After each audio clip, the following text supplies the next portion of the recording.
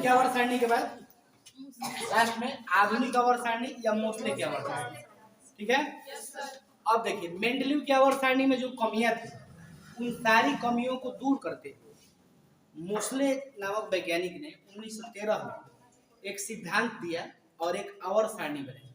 उसी आवर्त सारणी को हम लोग मोस्ले की आवर्त सारणी कहते हैं या आधुनिक आवर्त सारणी कहते हैं या दीर्घ आवर्त सारणी कहते हैं। ठीक है। और यही आवर्त सारणी का प्रयोग आज भी हम लोग करते हैं। ठीक है। तो मोस्ले की आवर्त सारणी कब आई? 1913। ठीक है। तो इन्होंने जो अपनी आवर्त सारणी बनाई वो बिल्कुल आवर्त सारणी मेंडलीव की आवर्त सारणी से मिलती है, लेकिन इनका जो नियम आया वो मेंडलीव के आवर्त नियम से बहुत ही अलग, बिल्कुल भी अलग। ठीक है। तो इसने भी जो अपनी आवर्त सारणी बनाई उस आवर्त सारणी में एक नियम से शुरुआत की, जैसे मेंडलीव का हुआ था मेंडलीव का आवर्त नियम।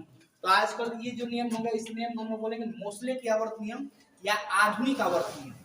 ठीक है। तो मेंडलीव का आवर्त नियम क्या था कि तत्वों का भौतिक और रासायनिक गुण उसके परमाणु द्रव्यमान के आवर्ती फलन होते हैं।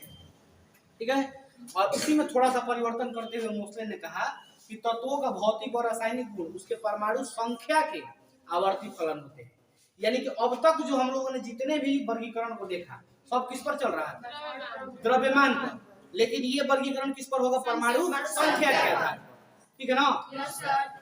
यानी कि तत्वों को बढ़ते हुए परमाणु संख्या के आधार पर सजाते हैं तो एक निश्चित क्रम के बाद समान गुण वाले तत्व आएंगे। इसी को हम लोग क्या बोलते हैं? मोस्ले का आवर्त नियम या आधुनिक आवर्त नियम। ठीक है। ठीक है। अब हम लोग देखेंगे इसकी रूपरेखा। ठीक, रूपरेखा बनाए?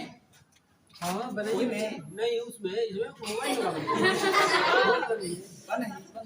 ना इसी में बन रहा है। स्टॉप कर दीजिए। रन चल रहा है लंबा।